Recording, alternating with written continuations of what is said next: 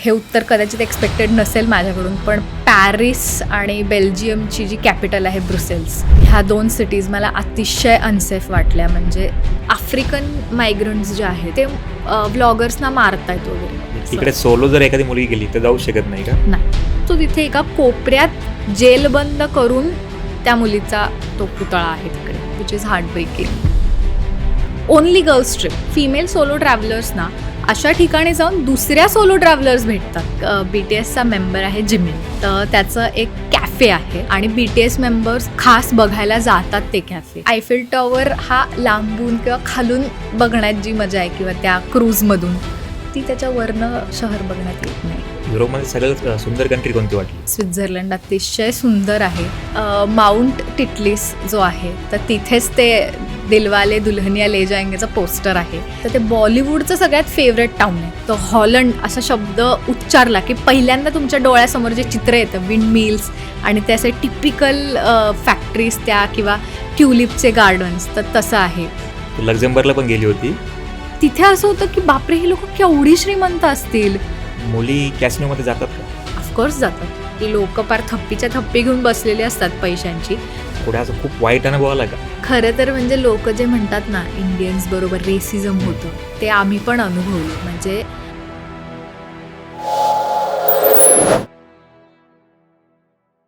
Anuja, welcome to Phirshubham podcast.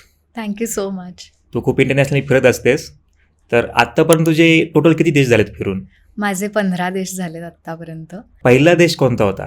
मी पहिल्यांदा फ्रान्सला गेले होते. ओके. आणि बिग म्हणजे पहिल्या ट्रिपच्या मनाने खूप मोठा देश होता तो. आता मुली ज्यावेळेस सोलो किंवा जे इंटरनॅशनल ट्रिप प्लॅन करतात, तर त्यावेळी प्लॅन करताना त्यांनी पहिली कोणत्या गोष्टींची काळजी घेतली पाहिजे? पहिली तर मला वाटतं सेफ्टी ही सगळ्यात महत्त्वाची असते. कारण मुलींना जेव्हा फिरायचं असतं तेव्हा तिथले लोक कसे आहे, तिथलं वातावरण कसं आहे किंवा तिथे आपण काय बघणार आहोत, ह्या सगळ्या गोष्टी खूप मॅटर करतात. आणि सेफ्टी मी का म्हणते, कारण आजकाल आपण बघत असतो की खूप सारे स्कॅम्स होतात. काही ठिकाणची लोक जाणून बुजून स्कॅम्स करतात मुली दिसल्या की. सो ह्याच्यासाठी की मुलींची सेफ्टी खूप इम्पॉर्टंट आहे आणि प्लॅन करताना ते बघितलं पाहिजे की कुठला देश सेफ आहे. आणि आता तर यूट्यूबवरती, गुगलवरती आपल्याला सगळं इन्फॉर्मेशन मिळतात, त्यामुळे ते बघून प्लॅन करणं सोपं जातं. आता मुलींसाठी सेफ कंट्री कोणती आहे तुझ्या येणे? माझ्या मते तुम्हाला जर पहिली इंटरनॅशनल ट्रिप करायची असेल तर मी सांगेन की साऊथ ईस्ट एशियन काही कंट्रीज आहेत त्या खूप सेफ आहेत. म्हणजे मला पर्सनली खूप सेफ वाटलं तिथे. फॉर एक्झाम्पल आपण व्हिएतनाम म्हणू शकतो किंवा मलेशिया म्हणू शकतो. ह्या इझी कंट्रीज पण आहेत टू प्लॅन विथ, आणि सिम्पली तुम्ही 2 व्हीलर रेंट करून आपापल्या पेसनी पण तिथे फिरू शकता. आणि थोडंसं अजून ॲडव्हान्स तुमचं बजेट जास्त असेल, तुमच्याकडे दिवस जास्त असतील, तर तुम्ही जपानला नक्की जाऊ शकता. कारण तिथे पब्लिक ट्रान्सपोर्ट खूप एफिशियंट आहे आणि खूप सेफ कंट्री आहे मुलींसाठी. माझाच एक अनुभव सांगते. आम्ही दोघं जेव्हा जपानला गेलो होतो तेव्हा तिथे न्यूयॉर्कमध्ये राहणारी पाकिस्तानी मुलगी फिरायला आली होती जपानमध्ये. येस, जपानमध्ये. आणि ती आम्हाला त्या किमोनो शॉपमध्ये भेटली आणि ती मला बघून म्हणली की तू खूप छान दिसतेस त्या किमोनोमध्ये. मग आमची ओळख झाली. आम्ही तिला विचारलं की तू इथे कशी काय? तर ती म्हणली मी एकटीच आली आहे आणि मी न्यूयॉर्कमध्ये राहते, मूळची मी पाकिस्तानची आहे आणि मी आता अजून इथे 15 दिवस राहणार आहे. म्हणजे मला येऊन 10 दिवस झालेत, पण अजून 15 दिवस मी फिरणार आहे आणि सगळं जेवढं पॉसिबल आहे फिरणं तेवढं सगळं कव्हर करणार आहे. तर या सगळ्या जर्नीमध्ये म्हणजे असं कुठं अनुभव आला की असं सेफ वाटलं नाही किंवा मुलींसाठी ती जागा ॲक्च्युली खूप अनसेफ आहे? खरं तर हे उत्तर कदाचित एक्सपेक्टेड नसेल माझ्याकडून, पण पॅरिस आणि बेल्जियमची जी कॅपिटल आहे ब्रुसेल्स, ह्या 2 सिटीज मला अतिशय अनसेफ वाटल्या. म्हणजे खरं तर लोकांच्या डोक्यात असं असतं की युरोप म्हणजे सेफ आहे आणि साऊथ ईस्ट एशियन कंट्रीज थोड्याशा अनसेफ आहेत. पण आता माझ्या अनुभवानुसार ते उलट आहे की मला सगळ्यात जास्त अनसेफ पॅरिस आणि ब्रुसेल्समध्ये वाटलं. रात्रीच्या 9:30 नंतर सुद्धा, म्हणजे 9:30च वाजले होते आणि आम्ही उन्हाळ्यात गेलो होतो, सो सनसेट उशिरा होतो, प्रकाश होता तरी सुद्धा मला अनसेफ वाटत होतं. आणि त्या उलट आम्ही व्हिएतनाममध्ये रात्री 11-11:30 हिंडत होतो तरी मला कुठेच अनसेफ नाही वाटलं. पॅरिसमध्ये असं काही झालं का ज्याच्यामुळे अनसेफ वाटलं? खरं तर पॅरिसमध्ये स्कॅम्स खूप होतात आणि चोऱ्या, पिक पॉकेटिंग साठी खूप 2-3 युरोपातल्या सिटीज हां. खूप फेमस आहेत, तर त्याच्यातलं एक पॅरिस आहे. आणि अक्षरशः म्हणजे आम्ही प्रत्येक वेळेला एकतर आम्ही दोघंच होतो, ग्रुप वगैरे नव्हता, त्यामुळे प्रत्येक वेळेला फोन असा जवळ धरणे, पर्स जवळ पकडणे, सॅक अशी उलटी पकडून चालणे, किंवा तिथे इमिग्रंट्सचं खूप जास्त प्रमाण आहे, की आपण जे म्हणतो सोमालिया किंवा आफ्रिकन कंट्रीज, गरीब कंट्रीजमधले जे इमिग्रंट्स आहेत, तर आता त्यांची चूक काही नाही खरं त्याच्यात. ते बिचारे काहीतरी पैसे कमवायचा प्रयत्न करत असतात, पण त्यातले काही वाईट लोक पण आहेत. म्हणजे तुमचा फोन हिसकावतील किंवा सिग्नेचर स्कॅम तिकडे खूप होतो, की आम्ही म्हणजे एका नक्की काय scam आहे तो? NGO मधनं आलोय असं म्हणून ते तुम्हाला एक कागद देतात आणि ह्याच्यावर फक्त सही करा असं सांगतात, आणि ते तुम्ही वाचत असता, करत असता, मग तेवढ्यात ते तुमचा काहीतरी हिसकावण्याचा प्रयत्न करतात. वॉलेट असेल, फोन असेल, किंवा मग तुमच्याकडनं पैसे मागतात. एक ब्रेसलेट स्कॅम पण खूप फेमस आहे, की अचानक तुमच्या हातात कोणतरी ब्रेसलेट घालतं हां. आणि तुम्ही असं बघायला जाईपर्यंत ते म्हणतात की चल पैसे काढ. आणि म्हणजे स्वतः येऊन घालणार, हो लगेच पैसे हो मागणार. हो, असंही होतं. किंवा live casinos, road side casino हा एक खूप मोठा स्कॅम आहे पॅरिसमध्ये? पॅरिसमध्ये. येस, की ते असा एक सेटअप मांडलेला असतो आणि आम्ही बघितलं म्हणजे लाईव्ह डोळ्याने, की तो तुमच्याकडनं पैसे काढून घेतात आणि तुम्हाला कळतही नाही की आपण हारलोय, आणि ते सेटअप बांधून गुल. म्हणजे हे सगळं होतं. आणि बेल्जियमचं म्हणायचं झालं ब्रुसेल्समध्ये, तर होमलेस व्यक्ती, ड्रग ॲडिक्ट्स हे प्रचंड बघितले मी तिथे. आणि बेल्जियममध्ये? हो, ब्रुसेल्समध्ये, राजधानीमध्ये. आणि आम्ही एंटर केल्याच म्हणजे सिटीतला पहिलाच हे एंटर केल्याच त्या मेट्रो स्टेशनवर एक बाई आली की my baby is small, can you please give us some money. आणि आम्ही असे होतो की अगं बाई, आम्हीच इथे नवीन आलो, आम्ही काय तुला पैसे देणार असं. किंवा काही मेट्रो स्टेशन्सच्या खाली असे भिकारी झोपतात, तशी पूर्ण लोक झोपलेली असतात वेड्यासारखी, खूप घाणेरडे वास येतात. म्हणजे असं खूप छान नाही वाटत तिथे, प्लेझंट नाही वाटत. किंवा असं वाटतं की कोणीतरी आता माझ्यावर हल्ला करेल आणि मला म्हणेल की चल तुझ्याकडे आहेत ते पैसे काढ. म्हणजे जी रियालिटी आहे तिथली ती आपल्याला दिसत नाही, ते पूर्ण वेगळे तिथे. हो, प्रचंड. म्हणजे बेल्जियमचे जे आउटसाईडचे भाग आहेत ते खूप हां. सुंदर आहेत, आणि बऱ्यापैकी आता लोकांनी तिथेच राहणं पसंत केलंय. म्हणजे ती लोक फक्त ब्रुसेल्सला कामासाठी येतात, काय त्यांचा जॉब असेल बँकिंगचा. माझा एक दादा गेला होता, तो मला सांगत होता की बँकिंगचं काम करतात 9 to 5 आणि 5 वाजता आउटस्कर्ट्स कंट्री साईड जिथे ते राहतात तिथे परत जातात. ब्रुसेल्समध्ये राहत नाहीत लोक. पॅरिसला जेवढी रोमॅन्टिक सिटी म्हणतात, मग ॲक्च्युअली त्याचा तो पार्ट तिथे आहे का खरंच, की फक्त चोरीच्याच घटना होतात? आहे, काही वेळेला खूप वाटतं छान, जसं की सेन रिव्हरची क्रूज आहे ती तुम्ही जर थोडंसं सनसेट नंतर केली तर तो आयफेल टॉवर जेव्हा चमकतो, येल्लो होतो, ते छान वाटतं. किंवा आयफेल टॉवरचे काही आसपासचे एरियाज आहेत जे खूप छान आहेत. हां. आम्ही जिथे फोटोशूट केलं तो ब्रिज खूप छान आहे, तिथे बरेचसे प्रपोजल्स होतात, बरेचसे फोटोशूट चाललेले त्या असतात. प्रपोजल बीचचं नाव काय, सॉरी याचं ब्रिजचं? मला आता एक्झॅक्टली आठवत नाहीये, पण मी जमलं तर लोकेशन सांगेन, सो तू डिस्क्रिप्शनमध्ये. तो तिथला फेमस पॉईंट आहे. येस, फेमस पॉईंट आहे.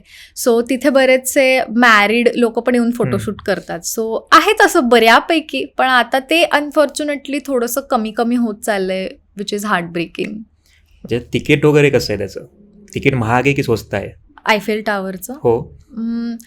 साधारण मला वाटतं 2-2.5 हजार आहे. आणि खरं तर आयफेल टॉवरच्या वर तुम्ही गेलात तर तिथे एका बाजूला तुम्हाला मॉडर्न पॅरिस दिसतं, एका बाजूला जे जुनं एन्शियंट आपण म्हणतो ते दिसतं. त्या व्यतिरिक्त खरं काही नाही आहे. त्यामुळे आयफेल टॉवर हा लांबून किंवा खालून बघण्यात जी मजा आहे किंवा त्या क्रूजमधून, ती त्याच्या वरनं शहर बघण्यात येत नाही असं मला वाटतं. पॅरिसमध्ये आयफेल टॉवर सोडून दुसरं काय का पाहण्यासारखं अजून?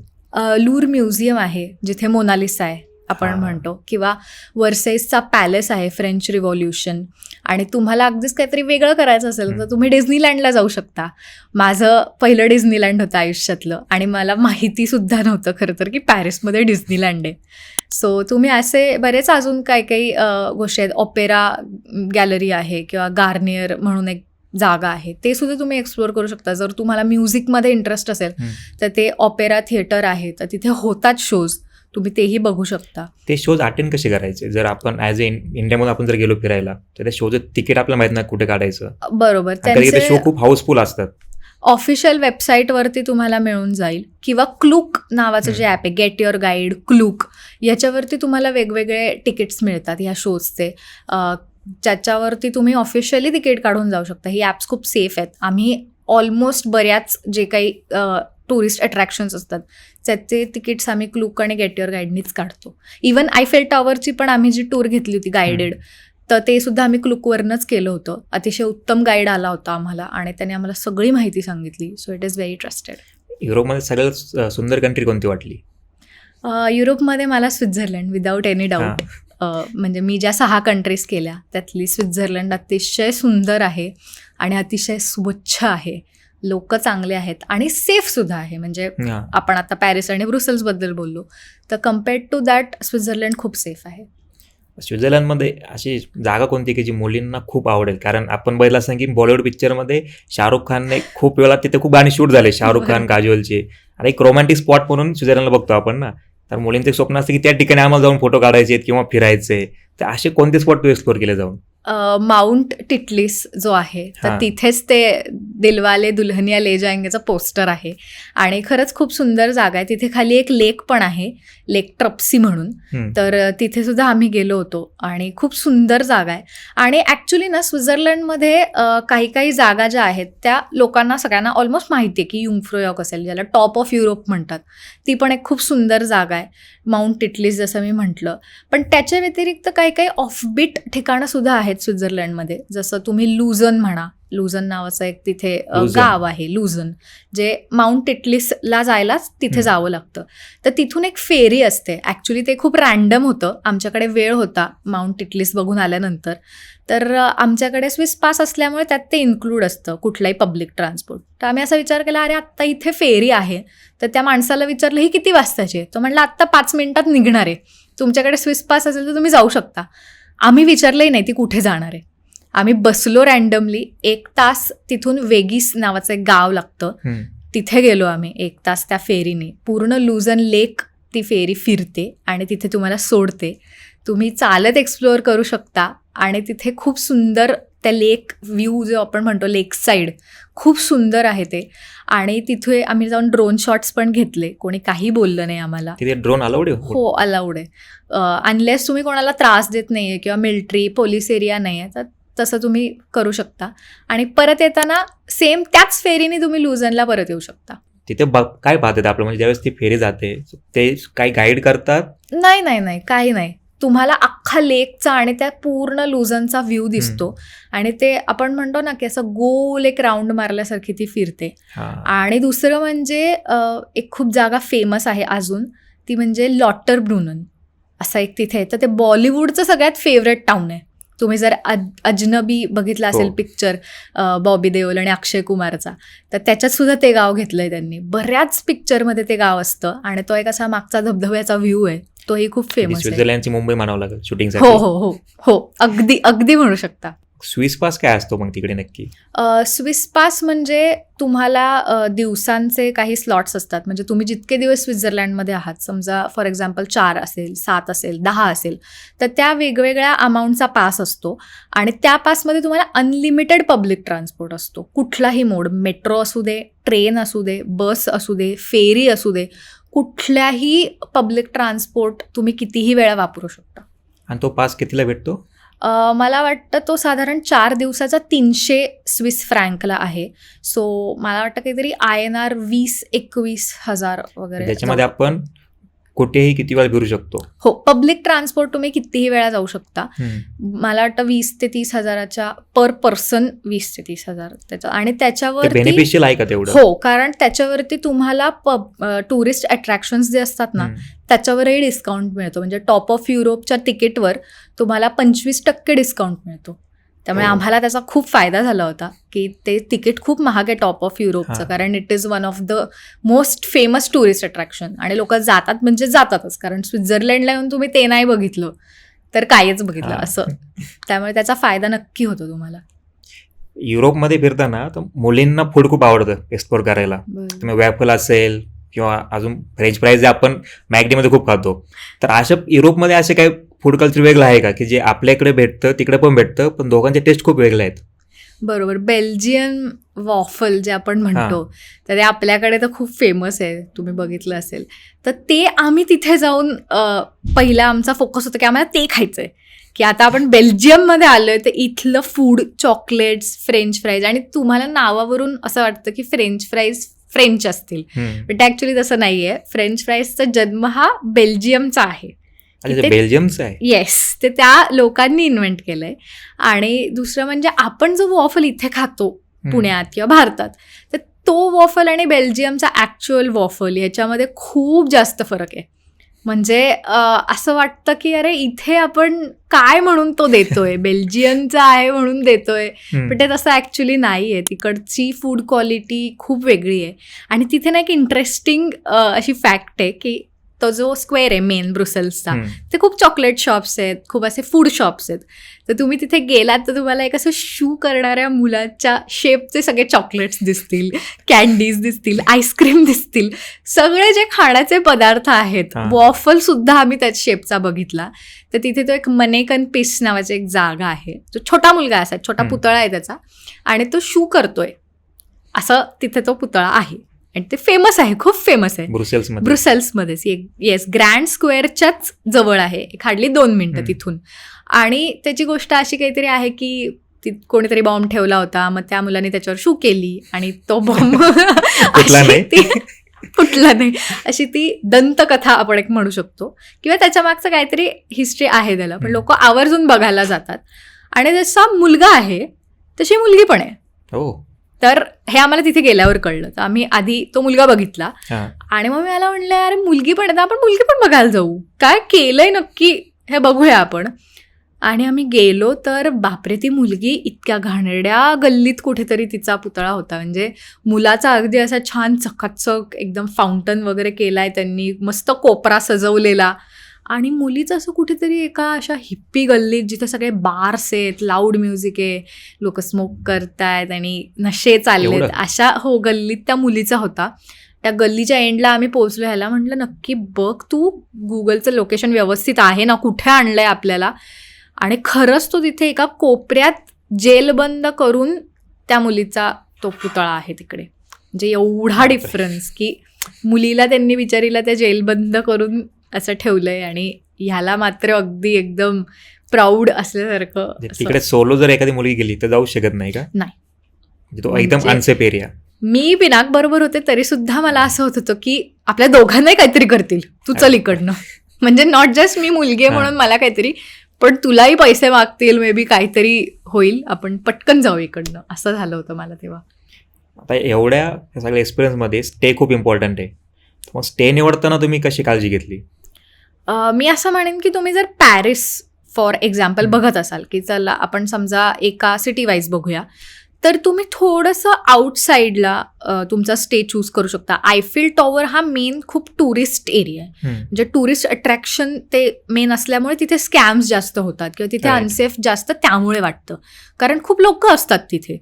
तर त्यामुळे मी असं म्हणेन की पॅरिसचे जे थोडेसे आउटस्कर्ट्स एरिया आहेत, आम्ही जिथे होतो ते बॉसिको असा तो एरिया होता, तर तो खूप सुंदर एरिया होता. म्हणजे आपण जसं म्हणतो की पुण्यात कोथरूड टाईप्स, तर तसा तो एरिया होता. तिथे फक्त मोस्टली फ्रेंच लोकं होती. सो तुम्ही असे एरियाज निवडू शकता. किंवा हॉटेल चेन्स ज्या असतात, आपण म्हणतो की इबिस असेल, आम्ही मर्क्युअरमध्ये राहत होतो, तर तुम्ही असे चूज करू शकता. अगदीच एअरबीएनबी जर अनसेफ वाटत असेल की अरे कोणाच्या घरात जाऊन राहतोय, मग त्यापेक्षा तुम्ही असे हॉटेल चेन्स चूज करू शकता. थोडंसं मे बी महाग पडेल पण तुमच्या बजेटपेक्षा, पण तुम्ही सेफ असाल, कोणी अननोन येऊन नॉक नाही करणार. शोधले की ॲपवरून बुक केलं ते हॉटेल? हां, मेक माय ट्रिपवरती अवेलेबल असतात किंवा रजिस्टर्ड जे आपल्या अगोडा वगैरे साईट्स असतात तिथे सगळं मिळून जातं तुम्हाला. आणि सगळीकडे फिरताना गुगल मॅपचा तेवढा यूज होतो का? हो, नेटवर्कचे खूप प्रॉब्लेम आहेत. नेटवर्कचं म्हणायचं झालं ना तर आता ई सिम्स खूप चांगली चालतात. म्हणजे ई सिम हा जो ऑप्शन आलेला आहे ना, आता मल्टिपल कंपनीज तुम्हाला ई सिम्स ऑफर करतात. सो तुम्ही ई सिम वापरून अतिशय उत्तम प्रकारे सर्फिंग करू शकता. आणि गुगल मॅप्स ॲक्च्युली युरोपमध्ये खूप ॲक्युरेट चालतात. म्हणजे अक्षरशः आम्ही रात्री 11 वाजता डिझनीलँडवरनं निघालो, कारण समर होता.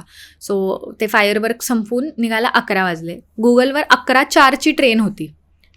11:04ला ट्रेन मिळाली आणि जसा गुगल मॅपवर रूट दिला होता की ह्या मेट्रो स्टेशनला उतरून ही मेट्रो पकडा, इथे जा आणि तुम्हाला 600 मीटर वॉकिंग करायचे, तुमचं हॉटेल आलं. प्रिसाइजली आम्ही सगळं फॉलो केलं.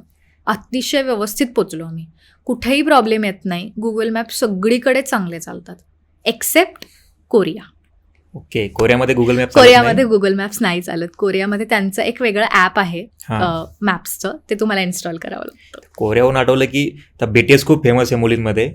तर BTSची अशी कोणती आठवण आहे का की जी तुम्ही फिरताना आली तुम्हाला? बुसानमध्ये एक BTSचा मेंबर आहे जिमिन. हां. तर त्याचं एक कॅफे आहे. तर ते त्याचे बाबा चालवतात, पण ते दोघंही तिथे नसतात. म्हणजे बाबा पण नाही आणि जिमिन पण नाही. पण आम्ही असं म्हणजे बिना किस्से सांगतो मला, तर त्यांनी असं बघितलं की तिथे लोक त्याच्यासाठी गिफ्ट सोडून जातात. अक्षरशः आयफोन सुद्धा त्या कॅफेमध्ये. होय, इलेक्ट्रॉनिक्स, आयफोन, काही त्याच्यासाठी जे गिफ्ट्स असतील ते सगळे तिथे ते लोक सोडून जातात. आणि BTS मेंबर्स खास बघायला जातात ते कॅफे. ते चेक करतात. हो, की त्याचं कॅफे आम्हाला बघायचंय म्हणून बुसानला जायचंय. अशी वेडी लोक सुद्धा आहेत. आणि पिनाक जाऊन तिथे नोट लिहून आला, म्हणजे तुम्ही त्याच्यासाठी नोट लेटर्स लिहू शकता. तर तो लिहून आला की पुण्यात आल्यावर आमच्या घरी नक्की आहे आणि आमरसपुरी खायला घालू आम्ही तुला, तर नक्की आहे असं ते त्याच्यात लिहून आला. पण म्हणजे आहेत असे BTS साठी जे फॅन फॉलोईंग वाढतंय आपल्याकडे इंडियामध्ये, ते लोक आवर्जून कोरियाला त्याच्यासाठी त्याची कोणती अशी एखादी वस्तू ठेवलेली आहे का त्या मग त्यांनी, की लोक एवढी गर्दी करून येतात तर त्याची एखादी वस्तू पाहण्यासाठी? गिटार आहे मला वाटतं त्यांनी जी यूज करतो ती किंवा केली होती तिथं, ती गिटार बघायला. आणि खरं तर सांगू का, लोकांसाठी स्पेसिफिकली वापरलेली वस्तू पण नाही मॅटर करत, ते त्याचं कॅफे आहे हेच खूप मोठं आपण म्हणू शकतो की त्यांच्यासाठी फिलिंग आहे. त्यामुळे तिथल्या सगळ्याच वस्तू त्यांना अशा छान वाटत असतात. आणि मी माझ्या मैत्रिणीला पण मी हे सांगितलं, ती पण BTS फॅन आहे, की अगं पिनाक जाऊन आला जिमिनच्या कॅफेला. ती मला म्हणली पुढच्या वेळेला तू गेलीस तर तू माझ्यासाठी काहीतरी घेऊन ये तिथून. अगदी टिश्यू पेपर जरी आणलास तरी चालेल, पण मला काहीतरी तिथून हवंय. मुलींसाठी कोरिया पहिली डेस्टिनेशन आहे फिरण्यासाठी. हो, व्यवस्थित. कोरियन फूड कुठे ट्राय केलं का मग? कोरियन फूड ॲक्च्युली पुण्यात सुद्धा बऱ्याच ठिकाणी मिळतं. आणि पुण्यात जसं मिळतं तसं कोरियामध्ये नाही मिळत, त्याच्यात खूप डिफरन्स आहे. आणि कोरियन फूडमध्ये तोबोकी किंवा आपण जे म्हणतो राईस नूडल्स, ते आता खूप फेमस आहेत. किमची जे फिशचं असतं तेही खूप फेमस आहे. सो ते व्हेजिटेरियन लोकांसाठी थोडे कमी ऑप्शन्स येतात. पण तुम्ही जर नॉनव्हेज खात असाल तर तुम्हाला भरपूर सारे ऑप्शन्स इथे एक्सप्लोअर करायला मिळतात. आता युरोपमधून पण दुसरीकडे जाऊ की जे बीचेसवाले कंट्री आहेत, ज्या कंट्री बीचेससाठी खूप फेमस आहेत, तर मुलींना जाण्यासाठी सेफ किंवा मुलींनी तिथे जायलाच पाहिजे असे कोणते बीचेस आहेत का? व्हिएतनाम हे खूप सुंदर कंट्री आहे. किंवा मलेशियामधले जे ऑफबीट डेस्टिनेशन्स आहेत तेही खूप छान आहेत. किंवा जपानची सुद्धा बीच साईड ती खूप अगदी फेमस नाही आहे, ती पण खूप छान आहे. आणि साऊथ ईस्ट एशियन कंट्रीजचा एक फायदा काय माहिती आहे का, तुम्ही 2 व्हीलर रेंट करून आरामात तुमच्या पेसनी फिरू शकता. किंवा बाली सुद्धा, फिमेल सोलो ट्रॅव्हलर्समध्ये बाली आता खूप फेमस आहे किंवा ट्रेंडिंग आहे. त्याचं काही स्पेसिफिक रिझन आहे का? सेफ्टी आपण म्हणू शकतो किंवा अफोर्डेबिलिटी, की बजेटमध्ये ते होऊ शकतं आणि तिथले लोकल लोक खूप हेल्प करतात. किंवा फिमेल सोलो ट्रॅव्हलर्सना अशा ठिकाणी जाऊन दुसऱ्या सोलो ट्रॅव्हलर्स भेटतात, की समजा एखाद्या फेरीमधनं तुम्ही कुठल्या तरी वेगळ्या ठिकाणी जात असाल तर तिथे अशा 7-8 सोलो ट्रॅव्हलर्स समजा एकत्र बसल्या असतील तर त्यांची त्यांच्यात कम्युनिटी होते, की अगं तू पण सोलो आली आहे, मग मी पण सोलो आली आहे. आणि मग त्या सगळ्या एकत्र त्यांचा तो ग्रुप फॉर्म होतो आणि मग पुढे त्या त्यांच्या डेस्टिनेशनला जाऊन मजा करतात. किंवा त्याच्यातूनच आता अजून एक हे असं चालू झालंय ट्रेंड, की ओनली गर्ल्स ट्रिप. येस, असं पण खूप ट्रेंडिंगमध्ये येते. राईट. सो तुम्ही बघितलं असेल की ओनली गर्ल्स ट्रिप्सच्या ॲड येत असतात आपल्याला. आणि त्याच्यामध्ये सुद्धा ही फेमस डेस्टिनेशन आहेत, की कोरिया असेल, जपान चेरी ब्लॉसम म्हणजे Korea Japan in cherry blossoms, किंवा बाली असेल, असे बरेचसे जे साऊथ ईस्ट एशियन डेस्टिनेशन्स आहेत, व्हिएतनाम, ते ओनली गर्ल्स ट्रिपसाठी असतात. ओनली गर्ल्स ट्रिपची कन्सेप्ट काय नक्की, काय आहे थोडी? तुम्हाला मे बी केसरीचं आठवत असेल, त्यांनी माय फेअर लेडी स्टार्ट केलं होतं. त्याच्यामध्ये फक्त मुली बायका यांनी यायचं आणि आम्ही फक्त तेवढेच लोक घेऊन जाणार. की मुलींच्या पर्स्पेक्टिव्हनी, आता मुली तुम्ही बघाल तर खूप फोटोहॉलिक असतात. मग समजा मिक्स ग्रुप गेला तर मुलांचं असं होतं, अरे ह्यांचे फोटो संपतच नाही आहेत, किती फोटो काढतील या मुली. तर त्यासाठी त्यांचे जे डेस्टिनेशन्स असतात किंवा ती गर्ल्स क्युरेटेड ट्रिप असते, की ओनली फॉर वुमेन, की त्यांना कुठले डेस्टिनेशन्स आवडतील. मोस्टली काही मुलींना ट्रेकिंग, हिच हायकिंग हे एवढं नाही आवडत, की त्यांना काय करायचं असतं, अरे समजा कोरिया आहे किंवा जपान आहे, आपण हे 2 जर घेतले तर असे छान छान जे डेस्टिनेशन्स असतात की जिथे छान वाटेल फोटो काढायला, चेरी ब्लॉसम आहे किंवा आपण म्हणतो एखादा ब्युटिफुल कासल आहे किंवा तो गोंगबोकुंग पॅलेस, सॉरी माझं प्रोनाऊन्सिएशन थोडं चुकलं असेल, पण तिथे तुम्हाला तो कोरियन ट्रॅडिशनल ड्रेस घालून फोटोज काढता येतात. किंवा जसं जपानमध्ये आपण म्हटलं की मला ती भेटली होती किमोनो स्टोअरमध्ये, तुम्ही किमोनो घालून छान सानेनझाका निनेनझाका जे पॅगोडाज आहेत त्याच्या बॅकग्राऊंडवर फोटोशूट करू शकता. तर अशा त्या गर्ल्स क्युरेटेड ट्रिप्स असतात की फक्त त्यांना मुलींना जे आवडू शकतात रील्सवरती जे डेस्टिनेशन्स तशा त्या ट्रिप्स असतात. असे कोणते फेमस स्पॉट आहेत जे मुलींना फोटोसाठी खूप आवडतात?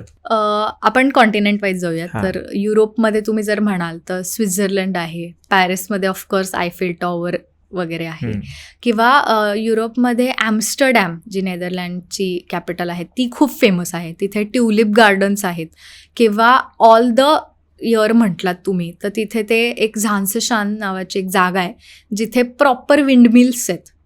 आणि आपण म्हणतो की पूर्वी नेदरलँडचं नाव हॉलंड होतं. तो हॉलंड असा शब्द उच्चारला की पहिल्यांदा तुमच्या डोळ्यासमोर जे चित्र येतं विंडमिल्स आणि ते असे टिपिकल फॅक्टरीज त्या किंवा ट्युलिपचे गार्डन्स, तर तसं आहे. किंवा आपण जर साऊथ ईस्ट एशियामध्ये आलो तर कोरियामधले ते जे कासल्स आहेत, काही काही पॅलेस तुम्ही मगाशी म्हणले, किंवा जपानमध्ये फुशिमी इनारी आहे, सानेनझाका निनेनझाका आहे, किंवा ओसाकाचा तो जो एक प्रॉपर कॅसल आहे तो एक खूप फेमस आहे. तर तसे सगळे जे स्पॉट्स आहेत ते मुलींना खूप आवडतात. तर हे स्पॉट त्यांनी सेव्ह केले पाहिजेत. थायलंडमध्ये सुद्धा काही काही टेम्पल्समध्ये तुम्हाला ट्रेडिशनल थाई अटायर करून तुम्ही त्यांच्यासारखे फोटोशूट करू शकता. जो साऊथ ईस्ट एशियामध्ये हा एक ट्रेंड खूप आला आहे आता की लोकल्ससारखं ड्रेसअप करून त्या त्या स्पॉट्सला फोटो काढायचे. सो त्याच्यामुळे पण काही काही डेस्टिनेशन्स फेमस आहेत. एवढं फिरायचं असेल तर मुलींना ॲक्च्युली मेकअपबद्दल खूपच हे असतं की मेकअप किट कोणतं घेऊन जायचं. तर अशी काही स्पेसिफिक नीड आहे किंवा पॉईंट की मुलींनी हे मेकअप किट घेऊन इंटरनॅशनल फिरण्यासाठी गेलं पाहिजे? आता खरं तर मेकअप हा खूप वास्ट टॉपिक आहे, पण मी काय प्रेफर करते ते मी सांगेन की स्किन टिंट नावाचा एक प्रकार आला आहे जो फाउंडेशन पण नसतो आणि क्रीम पण नसतं, त्याच्यातला मधला एक तो प्रकार आहे. तर तुम्ही ते थोडंसं जरी अप्लाय केलं तरी फेसला ग्लो येतो. आणि बाकी माझं असं म्हणणं आहे की मेकअपमध्ये खूप जास्त टाईम नाही घालवायला पाहिजे. आणि त्यामुळेच ते असं एक इम्प्रेशन पडलं आहे की मुलींना आवरायला खूप वेळ लागतो, की सांगितल्या टाईमच्या आपण अर्धा तास जास्तच सांगूया त्यांना की 6ला भेटायचं असेल तर 5:30च सांगूया, म्हणजे ते 6पर्यंत खाली येतील. कारण मला असं वाटतं की ट्रॅव्हल करताना मी पण सुरुवातीला ह्याच मताची होते की अरे आपण छान दिसलं पाहिजे, आपले फोटोज चांगले आले पाहिजेत. पण मला असं वाटतं की at the end of the day तुम्ही भरपूर काय काय एक्सप्लोअर करणार असाल तर शेवटी तो फेड आउट होणारच आहे. त्यामुळे मला असं वाटतं की थोडंफार टचअप किंवा हे तुम्ही करू शकता आणि बाकी जे असेल ते नॅचरली तुम्हाला चालून चालून पण भरपूर ग्लो येतो.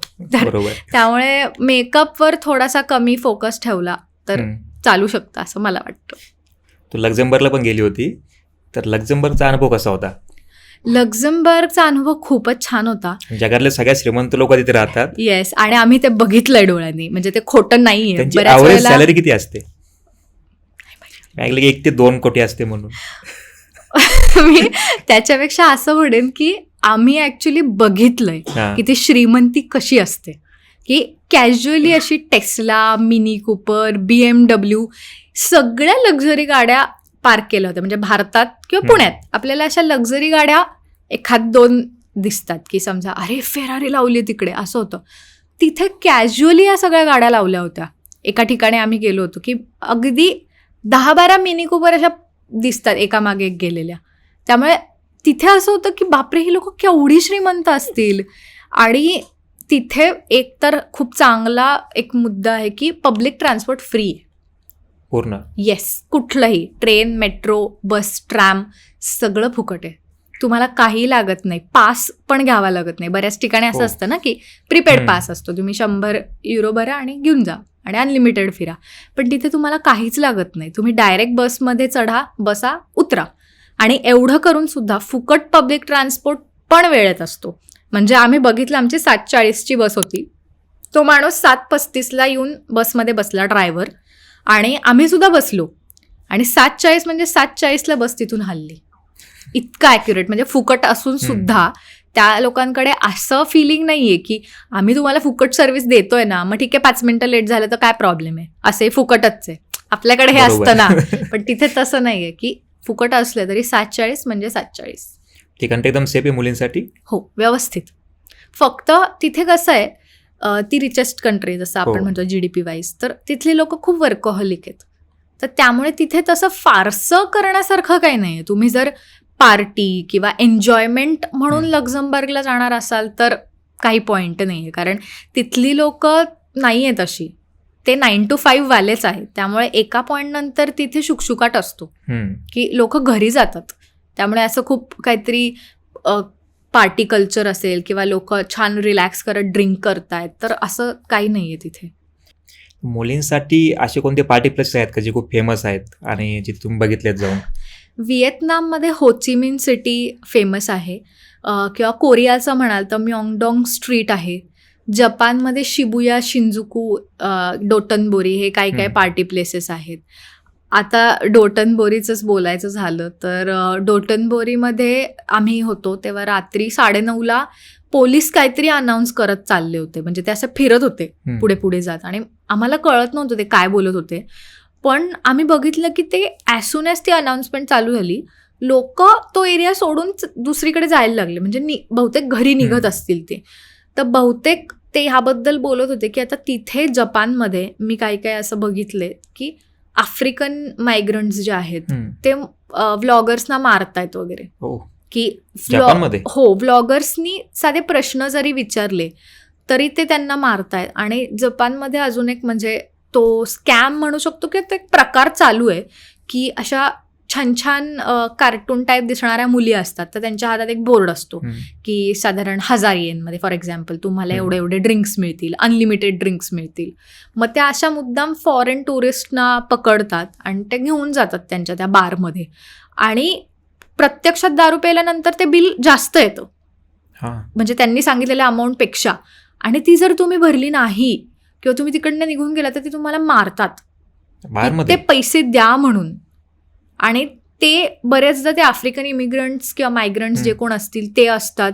आणि मी रिसेंटली एक व्लॉग पण असा बघितला होता की त्या माणसाला त्यांनी कॅमेरा काढून घ्यायचा प्रयत्न केला, लाथ मारली, आणि अक्षरशः असं एका दुकानाच्या बाहेर वेगवेगळी लोक असतात. म्हणजे मी त्या मुलींना पण बघितलंय, पण आय वॉज लाईक की मला नाही इथे थांबायचं. दिस इज लिटरली. अशा वेळेस हेल्पसाठी आपण कोणाला कॉन्टॅक्ट करू शकतो?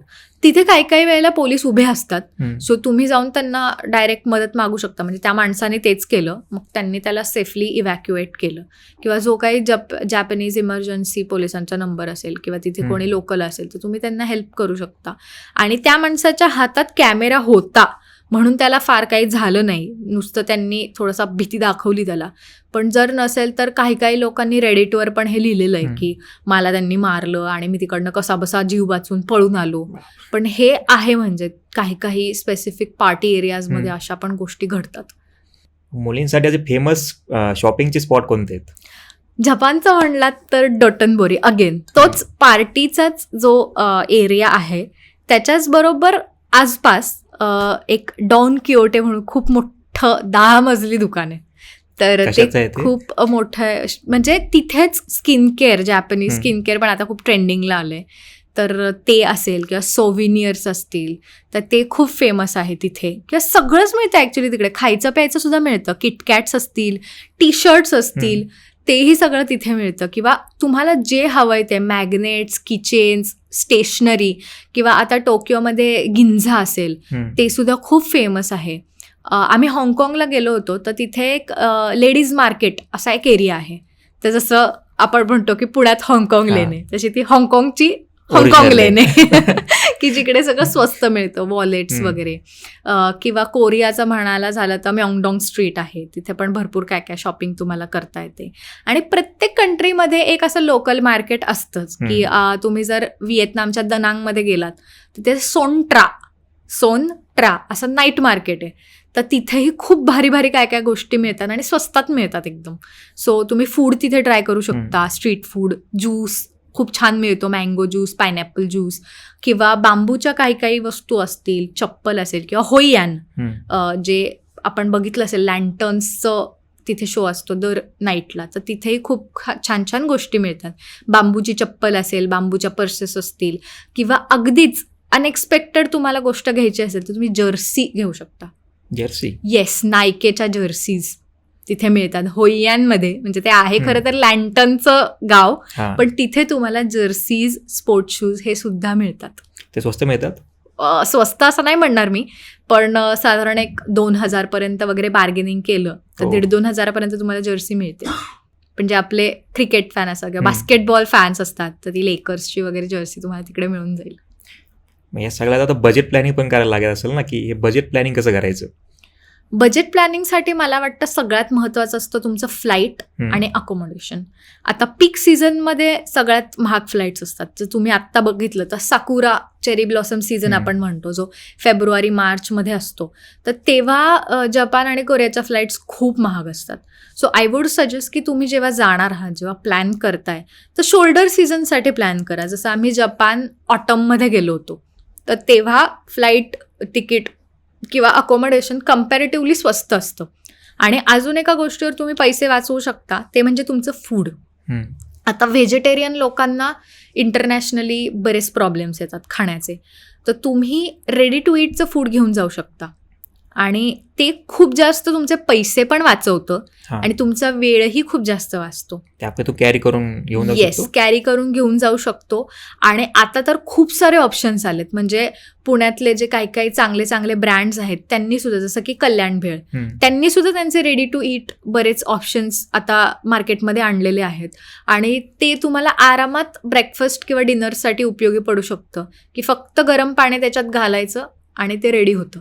आणि तुमच्याकडे जरी काही नसलं, तुम्ही जरी, आता बरेचसे लोक म्हणतात की रेडी टू ईट खायला आम्ही एअरबीएनबीत नाही राहत, किचन नसतं, हॉटेलमध्ये कसं करणार, तुम्ही घरातनं साधा डब्बा स्टेनलेस स्टीलचा एक कॅरी करायचा, त्याच्यात ते रेडी टू ईट ओतायचं, त्याच्यावर गरम पाणी, केटल सगळीकडे असते, तर गरम पाणी ओतलं की तयार होतो. भात असेल, पोहे असतील, उपमा असेल, खूप गोष्टी. इथे तुमचं बजेट खूप जास्त वाचतं, म्हणजे तुमचे जे पैसे असतात. कारण बऱ्याच वेळेला लोक काय करतात, गुगलवर शोधतात, त्या रेस्टॉरंटला जातात, भरमसाठ पैसे घालवतात आणि ते फूड काय आपल्याला आवडेल असं नसतं. कारण आपल्याला खूप मसालेदार आणि चवदार खायची सवय असते. तर युरोपमध्येही लोक मसालेदार खात नाहीत आणि साऊथ ईस्ट एशियामध्ये सुद्धा खात नाहीत. आणि इंडियन रेस्टॉरंट शोधायला जायचं तर ते त्या करन्सीमध्ये असतं. समजा येन असेल किंवा व्हिएतनामचे जे डॉंग असेल, तर तुमचं बिल सुद्धा त्या करन्सीत आल्यामुळे ते फारसं असं अफोर्डेबल नसतं की आपण खातो इंडियन. बजेट वाढतं, बरोबर. सो तुम्ही इथे पैसे वाचवू शकता बऱ्यापैकी. किंवा टुरिस्ट अट्रॅक्शन्स असतील त्याच्यावरही तुम्ही पैसे वाचवू शकता, की खरंच त्या ठिकाणी एवढं तिकीट काढून ते वर्थ आहे का, हे तुम्ही तुमचं ठरवलं पाहिजे. का फक्त तुम्हाला रील्स बघून अरे नाही मला इथे जायचंच आहे, का तर सगळे जातात, मला फोमो होईल, की फिअर ऑफ मिसिंग आउट, की लोक म्हणतात ना अरे इकडे गेला आणि तिथं गेला नाहीस, तिथं फोटो काढले नाही. मग ते तुम्ही ठरवायला पाहिजे की तुम्हाला जायचंय की खरंच प्लेसेस पाहिजे. जसं आमचा एक खूप डिसअपॉइंटिंग अनुभव होता, तो म्हणजे टोकियोचं डिझनीलँड. आम्हाला डिझनीलँडचे जायला आवडतं म्हणून आम्ही ते तिकीट काढलं. जवळजवळ 4,500-5 हजारचं पर पर्सनचं तिकीट होतं, का जास्तच असेल. पण तिथे गेल्यानंतर अजिबात चांगला अनुभव नाही आला. व्हेजिटेरियन फूडमध्ये साधे, म्हणजे काय म्हणतो आपण, एक पिझ्झाचं ऑप्शन पण अवेलेबल नाही. आम्ही फ्रेंच फ्राईजवर अख्खा दिवस काढला, फ्रेंच फ्राईज आणि पॉपकॉर्नवरती. एवढंच मिळतात, एवढंच व्हेजिटेरियन होतं. बाकी सगळ्यात बेकन, पोर्क, बीफ, फिश, ते सगळं. आणि राईड्सला प्रचंड गर्दी. जाऊ तिकडे, जी कुठली राईड बघू प्रचंड गर्दी. आणि राईड्स पण खूप वर्थ नव्हत्या. खूप अशा काही काही एकदम चाइल्डिश राईड्स, तर एकदम काही काही खूपच छान.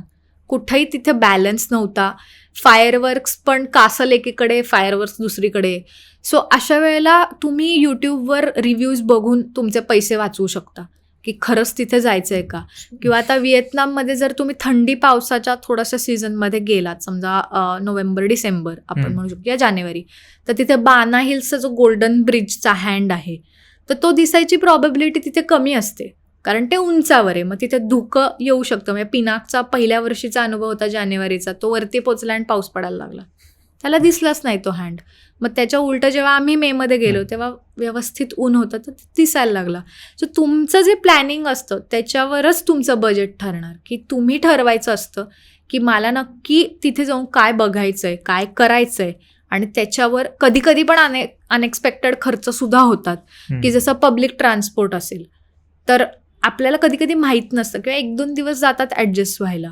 तर मग त्याच्या वेळेला थोडेसे काही काही एक्स्ट्रा पैसे जाऊ शकतात, की अरे मी हा पास उगाच घेतला, त्याच्यात माझे थोडे पैसे गेले, मग त्यापेक्षा इथून तिथे चालत गेलो असतो, पैसे वाचले असते.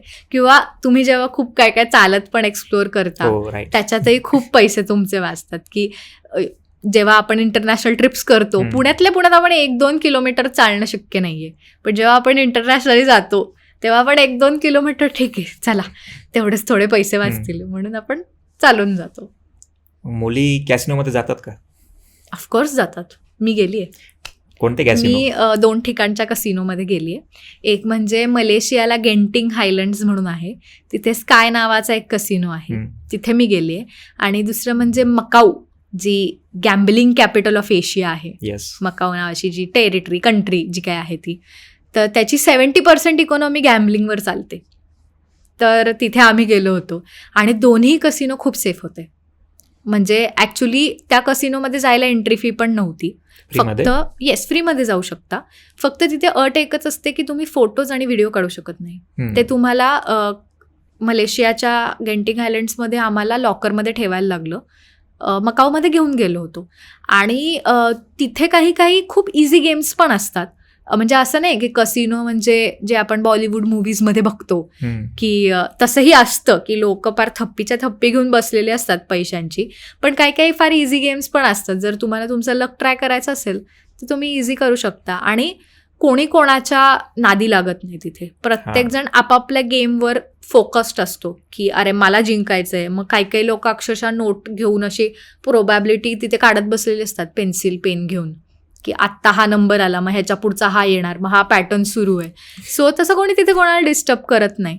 आणि नुसत्या मुली सुद्धा जाऊ शकतात. म्हणजे आउट ऑफ इंडियाचं मी सांगू शकते, इंडियातल्या कसिनोमध्ये मी अजून गेलेली नाही.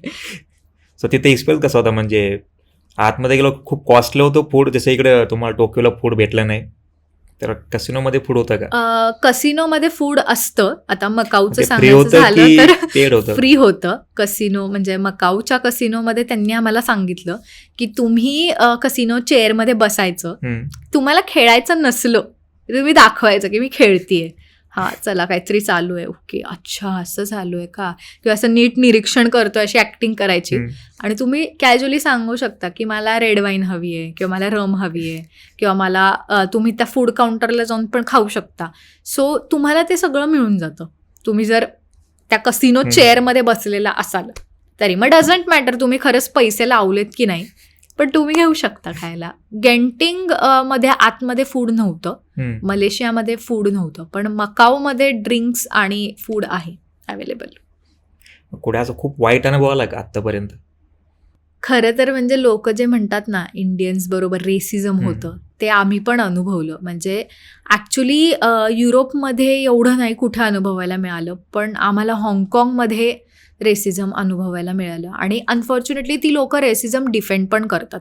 ते म्हणतात की आमची कंट्री टुरिस्ट कंट्री नाही आहे, त्यामुळे आम्ही का तुमची केअर करू. तर आम्ही हाँगकाँगच्या त्या लेडीज मार्केटमध्ये गेलो होतो आणि पिनाकला शिनचॅनचं एक वॉलेट खूप आवडलं, तर त्याला ते घ्यायचं होतं. तर आम्ही त्या माणसाला बोललो की हे एक वॉलेट आहे आणि त्याच्या मागे हॅरी पॉटर्स होतं, आम्ही 2 घेतो. तर तो म्हटला की हां ओके. मग हा थोडा बार्गेन करायला लागला. आता लोकल मार्केटमध्ये बार्गेनिंग सगळेच करतात.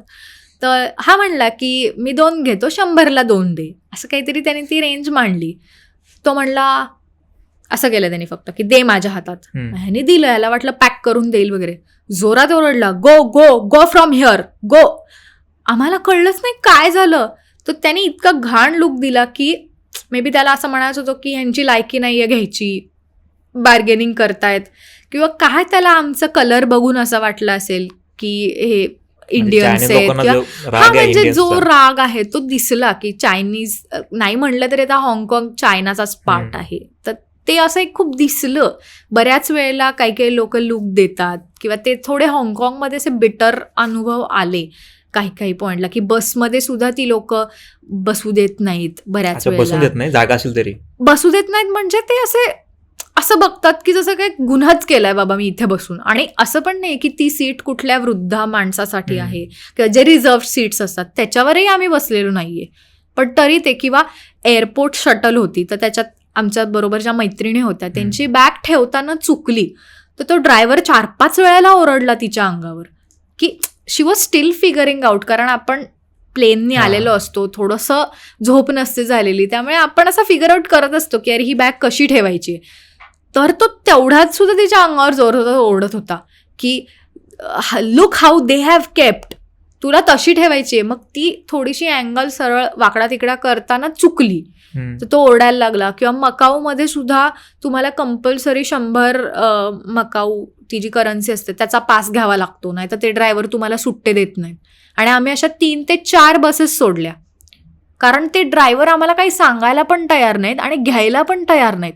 ह्याच्या उलट आमच्याबरोबर जे व्हाईट लोक आले होते, म्हणजे आता ते दिसत तर व्हाईटच होते, तर त्यांना लगेच त्यांनी बसमध्ये घेतलं.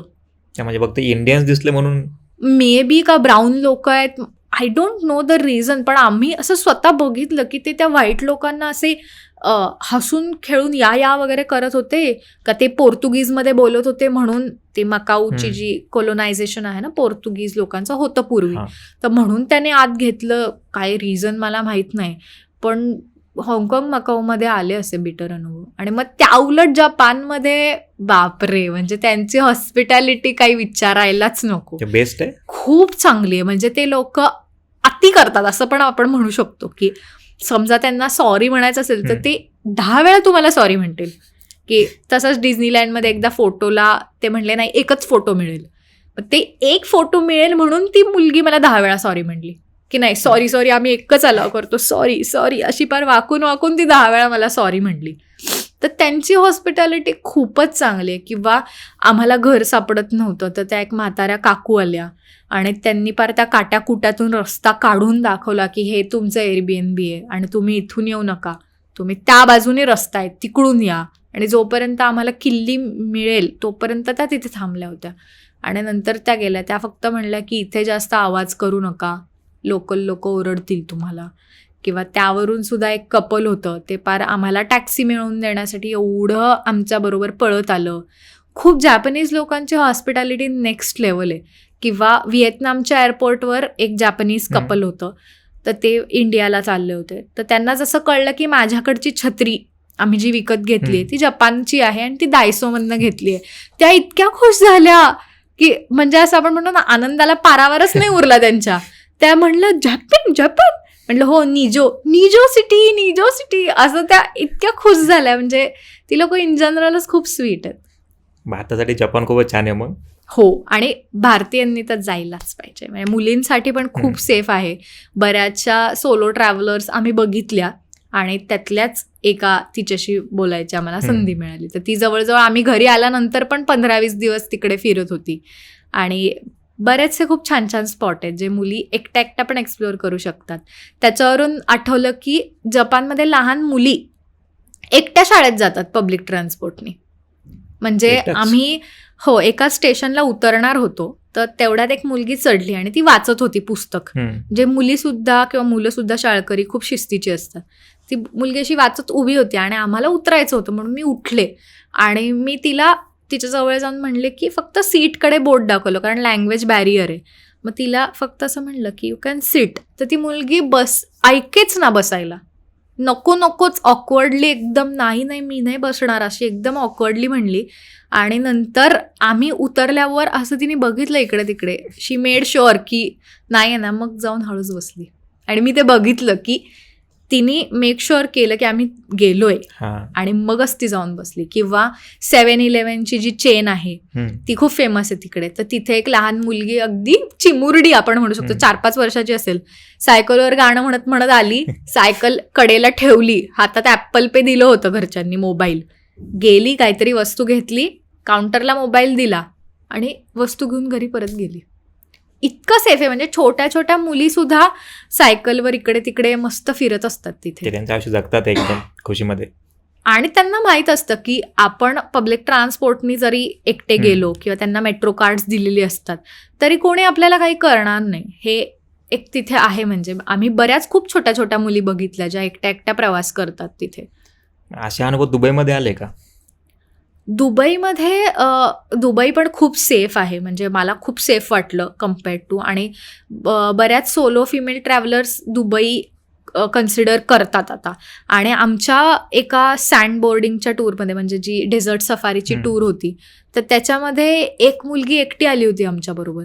आणि तिची फॅमिली इंटरेस्टेड नव्हती, त्यांना नव्हतं करायचं, पण ती आमच्याबरोबर आमच्या गाडीत आली होती. आणि मला असा प्रश्न पडला की ती होती UKची मूळची.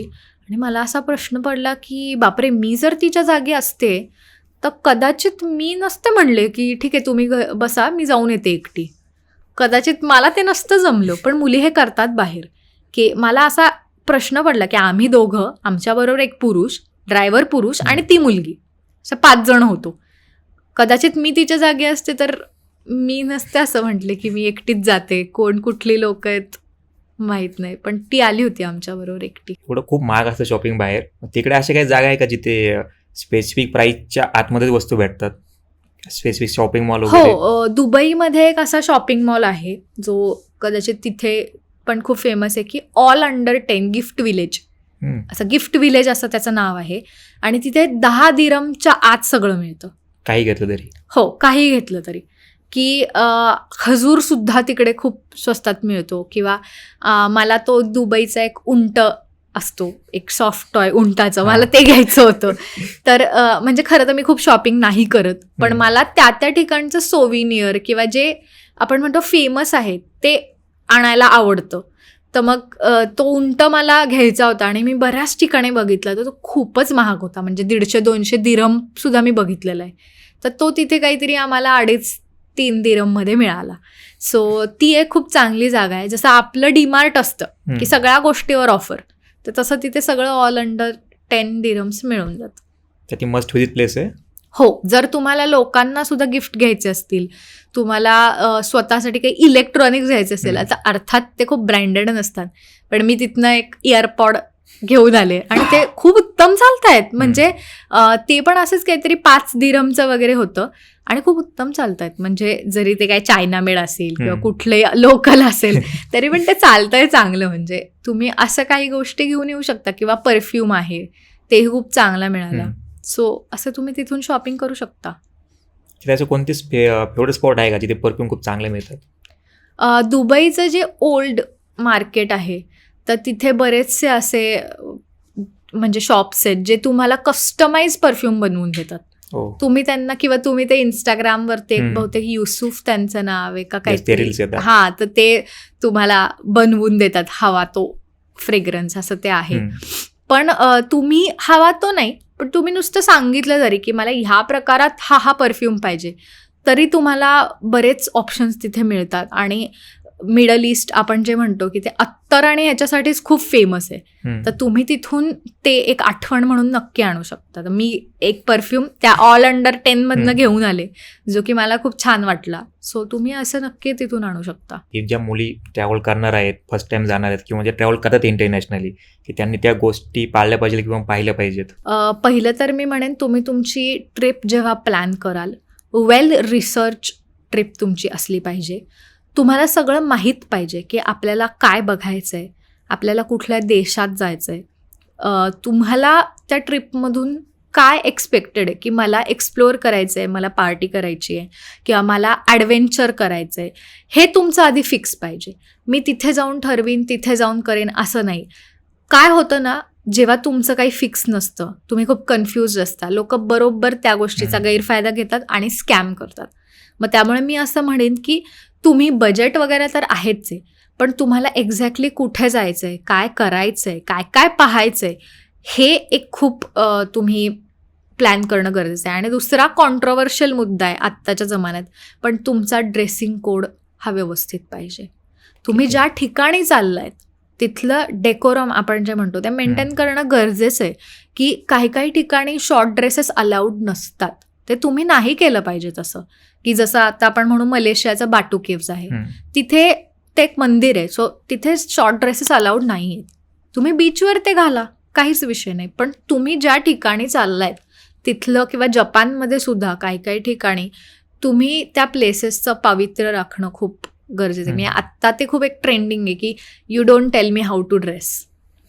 बरोबर आहे की एक स्त्री स्वातंत्र्य म्हणून कोणी कोणाला सांगू शकत नाही, पण काही काही जेव्हा तुम्ही ट्रॅव्हलिंग करता तेव्हा काही काही ठिकाणचे रूल्स असतात ते तुम्ही पाळले पाहिजेत.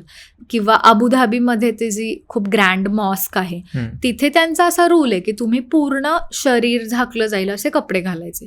सो आपण तिथे त्यांना क्वेश्चन करण्यापेक्षा की तुम्ही का असे रूल्स बनवले, ते जे सांगतात ते फॉलो करा. आणि नसेल करायचं तर मग तिथे जाऊ नका, नाहीतर मग तिथे मग ते कॉन्फ्लिक्ट्स होणं किंवा अशा गोष्टी त्या होतात. मग तेही एक खूप महत्त्वाचं आहे. बीचवर बीचसारखे कपडे, ट्रेकिंगला ट्रेकिंगचे कपडे, एवढं सिम्पल आहे.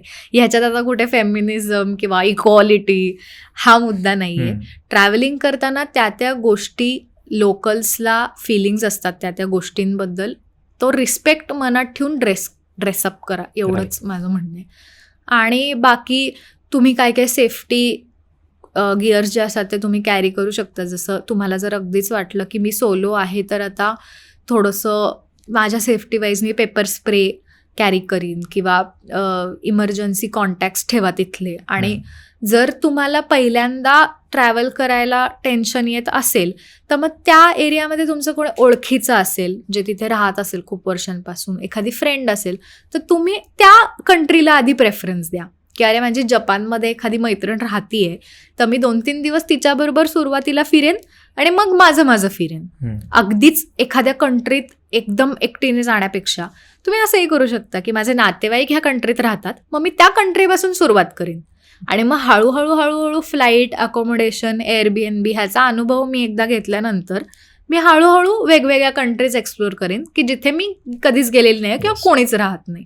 आणि त्यातल्या त्यात कॉन्टिनेंट वाईज बोलायचं झालं तर मी म्हणेन की साऊथ ईस्ट एशियन कंट्रीज बऱ्यापैकी सेफ आहेत इन्स्टेड ऑफ आफ्रिकन किंवा थोडेसे युरोपियन काही कंट्रीज. आणि साऊथ ईस्ट एशियन कंट्रीजचा फायदा पण एक असा आहे की विजाचा फार काही कॉम्प्लिकेटेड इश्यू नाही आहे. काही कंट्रीजमध्ये आपल्याला ऑन अरायव्हल आहे इंडियन्सला विजा, त्यामुळे तेही काही फार झंझट नाही आहे. युरोपला शेंगेन विजा, मग सोलो ट्रॅव्हलर असेल तर कोण स्पॉन्सर करणार, बँक स्टेटमेंट्स, ते खूप कॉम्प्लिकेटेड प्रोसेस आहे. मग त्यापेक्षा तुम्ही स्टार्ट साऊथ ईस्ट एशियन कंट्रीजपासून करू शकता की ज्या इझी आहेत आणि फ्लाईट ड्युरेशन कमी आहे, बजेट कमी आहे. मग हळूहळू एकदा तो अनुभव डेव्हलप झाला की तुम्ही तुमची जशी जशी डेअरिंग वाढेल तसे वेगळ्या वेगळ्या अजून कॉन्टिनेंट्सच्या कंट्रीज एक्सप्लोअर करू शकता. खूप छान वाटलं आज. थँक्यू सो खूप साऱ्या गोष्टी नवीन आहेत ज्या तू शेअर केल्या. मलाही खूप छान वाटलं आणि all the best to your next podcast.